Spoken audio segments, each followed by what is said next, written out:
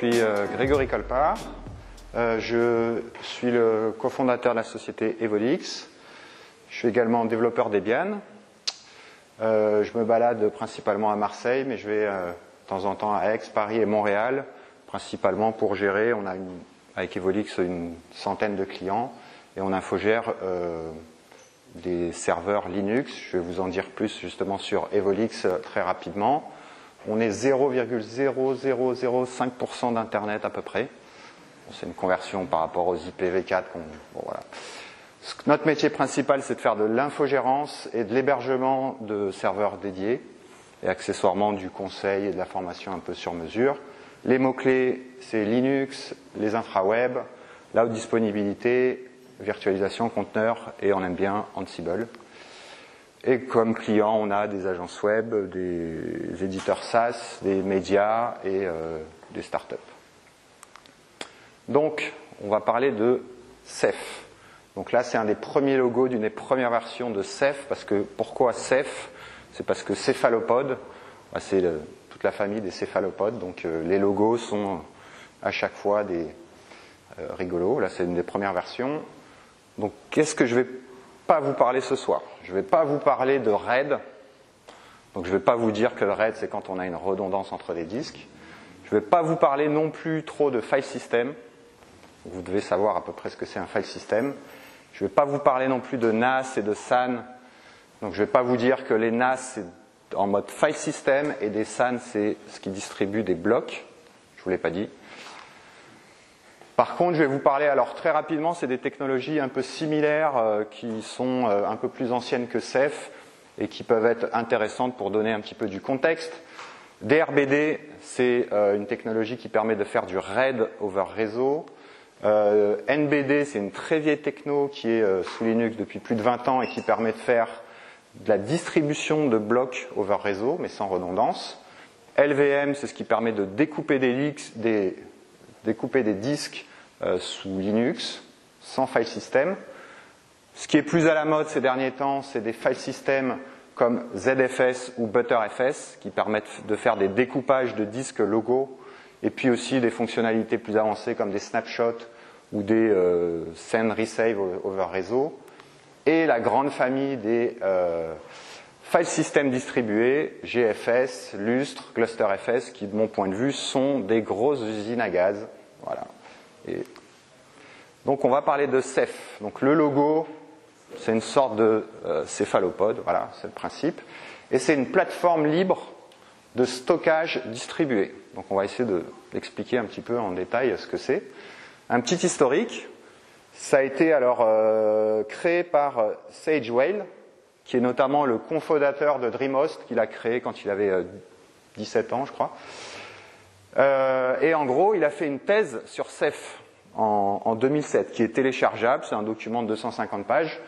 Et c'est notamment très intéressant parce qu'intellectuellement, c'est intéressant de comprendre comment est-ce qu'il a créé ce logiciel. Et c'est ce qu'on va voir un petit peu en détail. Il faut savoir qu'il a créé ensuite une société en 2012 pour faire du support Ceph. Donc il a été plus loin que faire sa thèse.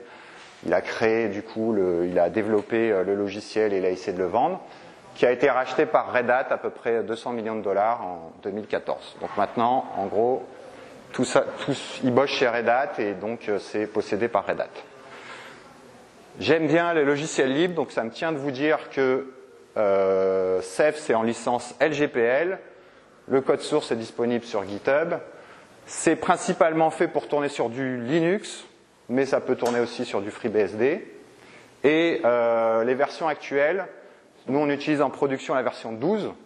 Donc il y a un nom un petit peu qui ont des noms de céphalopodes. Et il y a c'est Luminous pour la version 12 et 13 c'est Mimic. Donc voilà, je crois qu'il y a 800 variétés de céphalopodes, donc ils ont encore de la marge. Les cas d'usage de Ceph, à quoi ça sert? Alors ça sert notamment pour faire de la virtualisation. Donc notamment KVM, Proxmox, OpenStack, Kubernetes ont des facilités à accéder à un cluster Ceph. Ça gère aussi des grands volumes de données. Notamment, on connaît les gigaoctets, on connaît maintenant les téraoctets. Ça gère, je vais presque dire facilement, des pétaoctets. Petite parenthèse, un des utilisateurs de Ceph, un des principaux utilisateurs, c'est le CERN. Et notamment, ils ont un cluster qui s'appelle Big Bang 3. Il y a 225 serveurs avec 48 disques de 6 Tera dans chaque serveur. Et donc, du coup, ils ont un cluster de 65 pétaoctets. Voilà, un des utilisateurs de Ceph sur le principe. À quoi ça sert, du coup, à part avoir des grands volumes de données? Ça sert à avoir des données froides, notamment faire des archives ou de la sauvegarde, notamment. Un usage que nous, on pense un peu utiliser, c'est de faire des partages entre plusieurs serveurs. Par exemple, on a plusieurs serveurs web, un petit peu comme dans le cas de Kubernetes sur la première présentation. Et si on a un répertoire d'upload qu'on voudrait partager, anciennement, on pouvait utiliser NFS ou LSyncD, qui est un rsync via Inotify, plus Inotify, on va dire. Et du coup, on pourrait utiliser notamment CephFS, qui est un file system qui permet de partager de façon quasi synchrone les fichiers entre les serveurs. Où est-ce que c'est utilisé? C'est utilisé, donc on l'a vu au CERN, c'est utilisé par DigitalOcean, qui est un hébergeur américain, notamment même il y a quelques mois, je crois, ils ont fait un blog.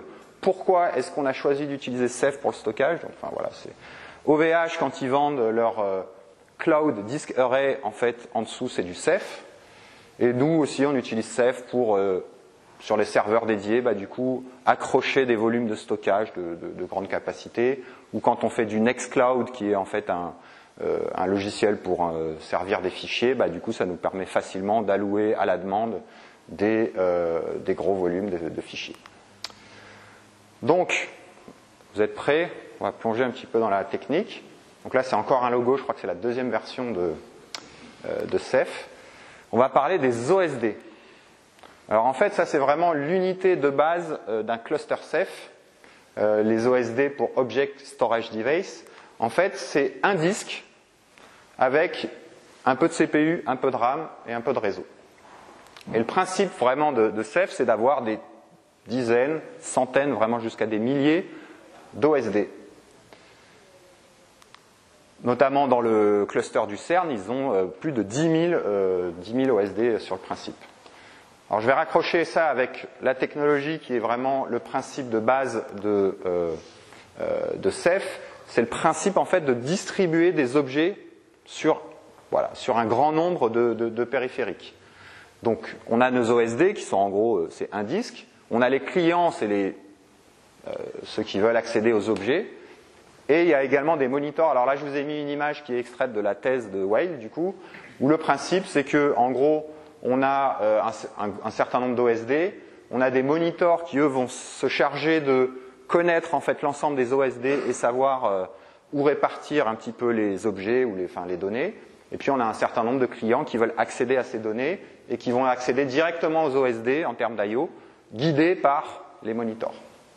Donc voilà un petit peu le principe. Ce qui est amusant de comprendre, c'est que du coup, Ceph, au départ, en fait, la partie file system, c'est pas la partie la plus importante. Même la partie dont il stocke les objets, pendant très longtemps, en fait, il utilisait XFS, qui est un file system par défaut sous Linux, pour écrire sur les disques. Donc au départ, il se préoccupe pas vraiment de la façon dont on écrit sur les disques, mais c'est plus un algorithme qui décrit comment est-ce qu'on répartit sur un grand nombre d'objets avec une redondance. Donc maintenant, depuis la version 12, qui est assez récente, il y a quand même un algo de stockage qui est BlueStore, donc on n'utilise plus XFS, ce qui permet notamment d'avoir des performances plus importantes. Dernier algo, Crush, qui est l'algorithme en fait de distribution des données. Donc on va essayer de voir très rapidement. C'est basé sur une map, une Crush map, et le principe, c'est qu'en fait tous nos OSD sont découpés en PG, c'est des placement groups. Et donc un petit schéma, c'est que en fait, donc nos OSD, c'est nos disques qu'il y a en bas, et en fait, ils sont découpés, par exemple, souvent en dizaines ou en centaines de PG, et c'est là-dedans en fait qu'on va stocker les différents objets. Notamment, ce qui va se passer, c'est si on veut stocker tout simplement un fichier. Donc, si on vulgarise, un objet, ça peut être tout simplement un fichier. Il va se retrouver, s'il y a une redondance de 3, ce qui est par le défaut, il va se retrouver sur 3 disques qui vont être différents. Voilà. Comment est-ce qu'on accède à Ceph? Donc il y a 3 types d'accès. Il y a en mode bloc, donc finalement en gros s'il nous dédie des disques, c'est comme si on avait une clé USB si on essaie de vulgariser. En mode file system, donc ça c'est CephFS, donc ça c'est un file system classique. Et en mode objet, donc là il a une API HTTP REST qui est compatible avec Amazon S3. Donc ce qui est intéressant, notamment on installe ça avec Apache ou avec du FastCGI, et ça permet en fait avec tous les clients compatibles Amazon de se connecter en fait à son cluster Ceph et de stocker des objets, tout comme Amazon S3. Comment ça marche? Alors en gros c'est basé sur si on installe sur son système, c'est basé sur des démons. Donc en fait, il y a un démon qui s'appelle OSD, qui tourne pour chaque disque, donc pour gérer les OSD. Il y a un démon monitor, qui est du coup ce qu'on a vu juste avant, qui permet de gérer l'ensemble des OSD. Et c'est quasiment tout. Alors il y a un démon aussi qui est manager, mais qui est là en gros juste pour faire des stats. Et c'est uniquement ces 3 démons en fait qui sont obligatoires à faire tourner quand on fait tourner un cluster Ceph. Après, quand on veut avoir du CephFS, il y a un démon pour les métadatas. Et pour l'API REST, notamment, on a un démon qui permet de faire tourner, mais c'est facultatif dans le cas du mode bloc. Les clients Ceph, donc si on veut monter un cluster Ceph sur cette partie-là, on a une commande simple, RBD, qui veut dire Rados Block Device, RBD map foo, qui permet en fait de voir apparaître un disque, un périphérique, et du coup on peut l'utiliser, on va le voir rapidement juste après. Il y a évidemment des bibliothèques pour y accéder en C, C++, Python. Et dans le kernel Linux, il y a un module pour faire un mount d'un volume Ceph externalisé. Évidemment, HTTP, on peut utiliser un client HTTP comme curl ou bien évidemment une bibliothèque qui saurait parler à une API Amazon S3. En pratique, si on regarde concrètement, si on a sa machine et on veut se servir de tout ça, je vais donner quelques commandes. Donc là, c'est la version Luminous, donc c'est le logo de la version 12 de Ceph. Ceph Status, donc là en gros, nous on a un cluster de production où on a à peu près 60 Tera disponibles. Donc on a 3 machines sur lesquelles on a 4 disques sur 3 machines, donc c'est un peu moins gros que le CERN quand même. Mais si on regarde l'état de notre cluster, on tape Ceph Status et on voit en gros que l'état est OK, et puis on voit en gros le nombre de disques et le nombre de machines. On peut voir la répartition, le fait qu'on ait 3 machines, on regarde l'OSD tree, c'est-à-dire on voit qu'on a 3 machines et en fait on a 4 disques par machine dans lequel on a un certain volume disponible, à peu près 6 Tera. Et donc voilà à peu près en pratique comment est-ce qu'après on peut s'en servir. Donc d'un point de vue client, on peut taper cette commande-là, en fait, elle va initialiser un pool sur lequel on va avoir différentes statistiques pour pouvoir après monter ce pool et le redécouper si on veut en différents volumes. Là, c'est illisible, c'est fait exprès, mais en gros, ces PG dont on a parlé qui sont les découpages, ce qui est intéressant, c'est que là, par exemple, dans notre cluster, nous, on a une redondance de 2, et en fait, chaque bout va être réparti sur différents disques, et on peut voir sur quels disques ils sont répartis. Et notamment, un des trucs, évidemment, nous, on a 3 machines et 4 disques dans chaque machine. Ce qui se passe, c'est que du coup, il faut qu'on puisse perdre complètement une machine. Donc du coup, l'algo, notamment, se charge de s'assurer que la donnée, elle est répliquée 2 fois, mais sur des machines différentes. Donc là, on peut vérifier à chaque fois, en gros, que les PG sont sur des machines différentes, ce qui permet de perdre un disque, c'est pas un souci, et même perdre une machine, c'est pas un souci. Voilà concrètement, quand on a créé un pool, comment on veut l'utiliser vraiment en mode bas niveau. Après, il y a d'autres outils qui permettent de s'en servir de façon plus conviviale, mais en gros, on map un volume foo, on a ensuite un volume dev RBD0 par exemple, et on peut faire des MKFS dessus. Pour aller plus loin, je vais pas parler, mais évidemment, il y a ces fonctionnalités-là. Il y a de l'authentification pour gérer des utilisateurs et que tout le monde ne puisse pas accéder à chaque volume. On peut faire du redimensionnement des volumes, on peut faire de la réplication, on peut faire des snapshots, et on peut faire des interactions avec libvirt, Kubernetes, etc. ou autres. Mais bon, là, je ne vous ai pas montré d'exemple.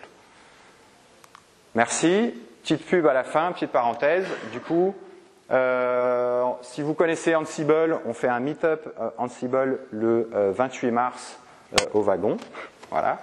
Je fais partie aussi du Linux User Group de Marseille. On se réunit une fois par mois, et notamment cette présentation là en mode accéléré, je la referai probablement le mois prochain de façon un peu plus longue. On organise une mini DevConf à Marseille les 25 et 26 mai le week-end des 25 et 26 mai. Donc les DebConf, c'est notamment les développeurs et les utilisateurs de Debian, donc qui vont venir d'Europe et même du monde entier à Marseille. Voilà.